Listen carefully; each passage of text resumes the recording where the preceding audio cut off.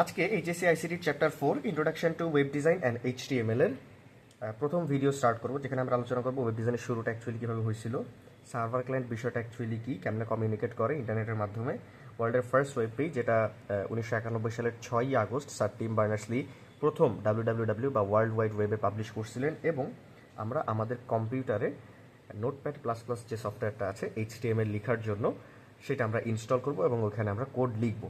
তো চলো শুরু করি। ওয়ার্ল্ড ওয়াইড ওয়েবের শুরুটা অ্যাকচুয়ালি হয়েছিল কীভাবে জানো? 1980-85 সালে ওই টাইমটার দিকে, যখন ওয়ার্ল্ড ওয়াইড ওয়েব আসে নাই, 89-এর আগের দিকে অনেক ইন্ডাস্ট্রি ইউনিভার্সিটিতে কম্পিউটার ছিল এবং ওই কম্পিউটারগুলোতে বিভিন্ন ধরনের ডেটা ছিল। ডেটার টাইপগুলো হচ্ছে ধরো টেক্সট, অডিও, বিভিন্ন অডিও ফাইল ছিল, ভিডিও ছিল, যেগুলো ট্রান্সফার করার দরকার পড়তো, বুঝছো? তো একটা কম্পিউটার থেকে আরেকটা কম্পিউটারে নেওয়ার প্রয়োজনীয়তা থেকে স্যার টিম বার্নার্স-লি 1989 সালে একটা আইডিয়া নিয়ে আসেন। আইডিয়াটা হচ্ছে এমন যে, ধরো স্যার টিম বার্নার্স-লি এর একটা কম্পিউটার আছে এবং ওনার কম্পিউটারে উনি বিভিন্ন টেক্সট ফাইল, অডিও ফাইল বা ভিডিও ফাইল যেগুলো অ্যাকচুয়ালি ট্রান্সফার করা দরকার সেগুলো উনি স্টোর করে রাখছে বা সেভ করে রাখছে, বুঝছো?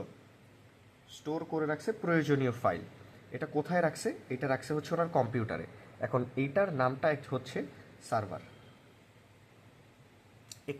আরেকটু ভালো করে, যেখানে হচ্ছে ইনফরমেশনগুলো স্টোর করা থাকে বা আমরা ইনফরমেশনগুলো সেভ করে রাখি, স্যার টিম বার্নার্স-লি যেখানে সেভ করে রাখছিলেন ওইটাকে একটু সুন্দর করে আইসিটির ভাষায় বলা হয় সার্ভার। তো স্যার টিম বার্নার্স-লি যে আইডিয়াটা বললেন যে সার্ভারে ওনার যে টেক্সট ফাইল বা প্রয়োজনীয় ফাইল যেগুলো ট্রান্সফার করা দরকার ওগুলো উনি সেভ করে রাখলেন। তো এই সার্ভারে টেক্সট ফাইল যেগুলো উনি সেভ করে রাখলেন এইগুলার নাম উনি দিলেন হাইপার টেক্সট, বুঝছো? আর এই একই সার্ভারে, এই একই জায়গায় যেই লিঙ্কগুলা সেভ করে রাখলেন ওইগুলোর নাম উনি দিলেন হাইপার লিঙ্ক।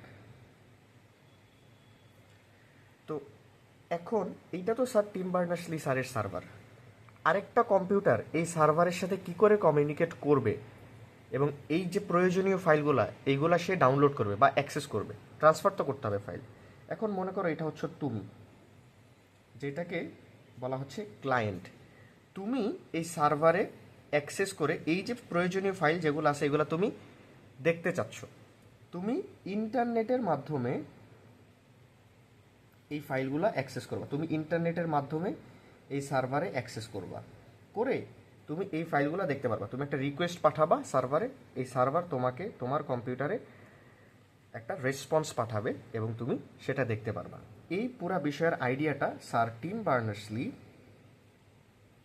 1989 সালের দিকে এইটা প্রপোজ করেন, যেটা হচ্ছে ডাব্লিউডাব্লিউডাব্লিউ নামে ওনার এইটা মানে প্রস্তাবটা ছিল, আইডিয়াটা ছিল এমন। তো 1990 সালের দিকে সে এবং স্যার টিম বার্নার্স-লি এবং তার টিম মিলে এটার পরিপূর্ণ কাজ শুরু করে এবং 1991 সালের দিকে প্রথম ওয়ার্ল্ডের ওয়েব পেজটা উনি পাবলিশ করে।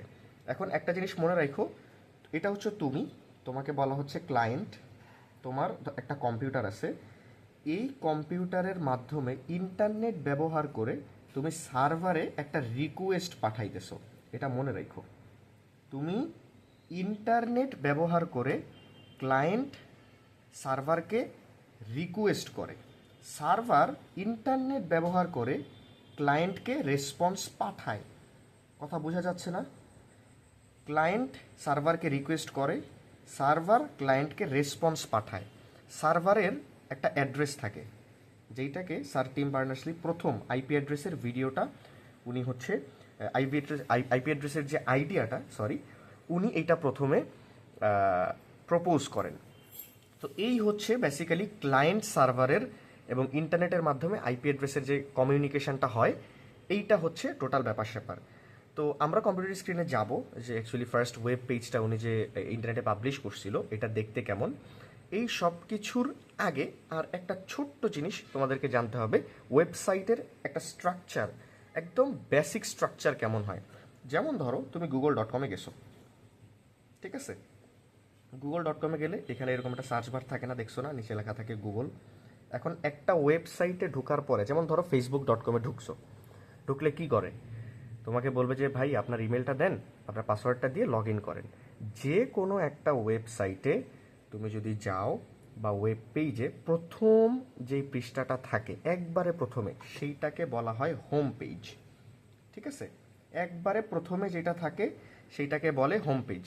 যে কোনো একটা ওয়েবসাইটের নিচের দিকে তুমি যদি যাও একবারে মানে হোম পেজের নিচের দিকে গেলে দেখবা কন্টাক্ট আস, তারপরে আরও বিভিন্ন অ্যাবাউট, হ্যাঁ, এরকম বিভিন্ন অপশান থাকে। এইটাকে বলে ওয়েবসাইটের ফুটার। কি বলে? ফুটার।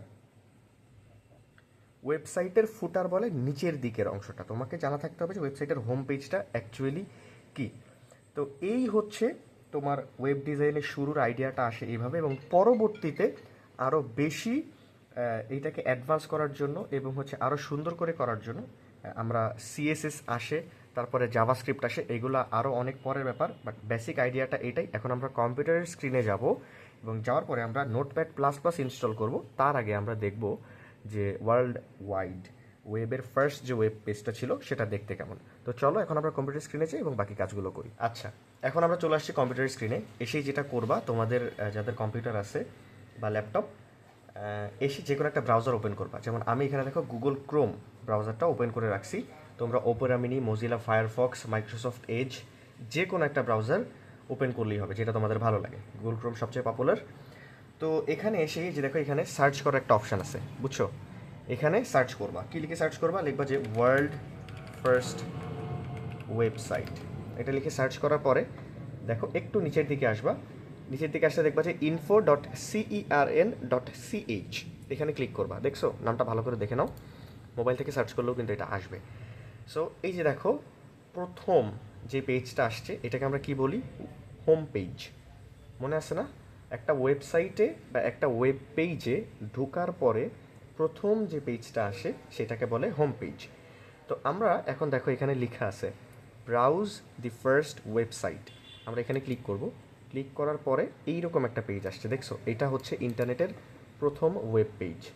এইটা স্যার টিম বার্নার্স-লি আগস্ট মাসের 6 তারিখ 1991 সালে ডাব্লিউ বা ওয়ার্ল্ড ওয়াইড ওয়েবে পাবলিশ করছিলেন। তো দেখো এখানে বিভিন্ন টেক্সট আছে। তো স্যার মনে আছে আমি বলছিলাম যে সার্ভারে যেই টেক্সটগুলা সেভ করা আছে ওইগুলোকে বলে হাইপার টেক্সট, আর যত সকল লিঙ্ক আছে ওইগুলোকে বলে হাইপার লিঙ্ক। এখানে লিঙ্ক কোনগুলো বলতে পারবা? এক্স্যাক্টলি এই যে নীল দেখতেছো না, একটা আন্ডারলাইন করা নীল মার্ক, হ্যাঁ, এইগুলো হচ্ছে এক একটা হাইপার লিঙ্ক। তুমি যদি এখানে ক্লিক করো, এগুলো কিন্তু এখানে কিন্তু ক্লিক করা যায় না, দেখো এই নীলগুলোতে কিন্তু ক্লিক করা যায়। তুমি যদি এখানে ক্লিক করো, ক্লিক করে দেখবা তোমাকে অন্য আরেকটা ওয়েব পেজে, ওয়েবসাইটে তোমাকে নিয়ে যাচ্ছে। ঠিক আছে, এইটা হচ্ছে ইন্টারনেটের প্রথম, আজকে থেকে প্রায় 34-35 বছর আগে স্যার টিম বার্নার্স এটা ডিজাইন করছিলেন।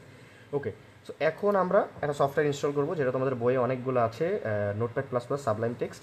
সো আমরা আজকে নোটপ্যাড প্লাস প্লাস যেটা আছে সেইটা হচ্ছে আমরা ডাউনলোড করব এবং ডাউনলোড করার পরে সেটা ইনস্টল করবো। সো তোমরা এখানে সার্চ করবা নোটপ্যাড প্লাস প্লাস ডাউনলোড।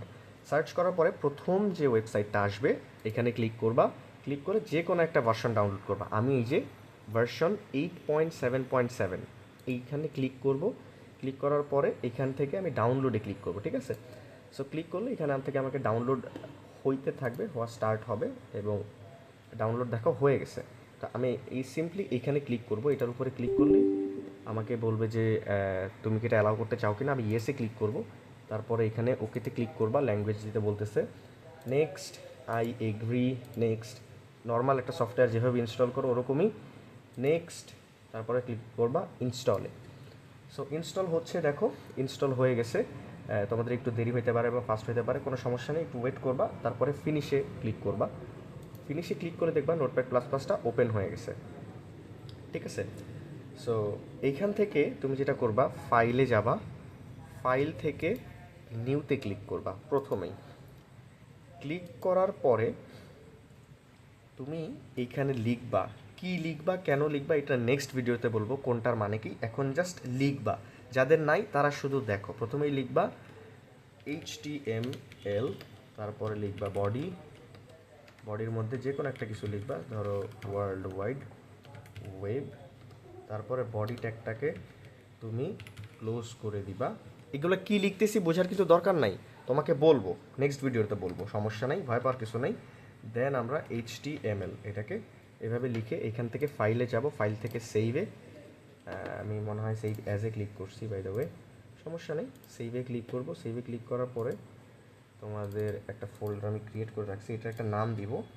ধরো এটার নাম হচ্ছে video1.html।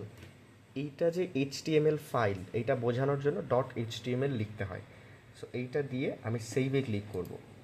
সেভে ক্লিক করার পরে এই ফাইলটা আমি ওপেন করব। সো চলো আমার যেখানে ছিল সেভ করা সেখানে চলে যাই এবং দেখো এখান থেকে আমি এটা গুগল ক্রোম দিয়ে যদি ওপেন করি, দেখো আমার একটা ওয়েব পেজ ওপেন হয়েছে যেখানে লেখা আছে ওয়ার্ল্ড ওয়াইড ওয়েব। তো আমরা একসময় এরকম ওয়েব পেজ বানাবো এবং আরও সুন্দর সুন্দর লিস্ট থাকবে, টেবিল থাকবে, ইমেজ থাকবে, আরও অনেক কিছু থাকবে। তোমাদের বইয়ে যত রকম এক্সাম্পল আছে আমরা সুন্দর সুন্দর জিনিস ক্রিয়েট করব। একই সাথে এক্সামে যেরকম জিনিসপত্র আসে সেগুলো সলভ করব, MCQ CQ, no problem. So আজকে এই পর্যন্তই। নেক্সট ভিডিওতে আমরা হচ্ছে প্রাইমারি কিছু HTML এলিমেন্টস কীভাবে লিখতে হয়, এই যে আমি এখানে লিখছি HTML বডি, আরও কিছু ট্যাগ আছে, এলিমেন্ট আছে, এগুলোর কী মানে, কীভাবে লিখতে হবে, সব কিছু নিয়ে একদম বিস্তারিত আলোচনা করব। তো আজকে এই পর্যন্তই, দেখা হবে নেক্সট ভিডিওতে।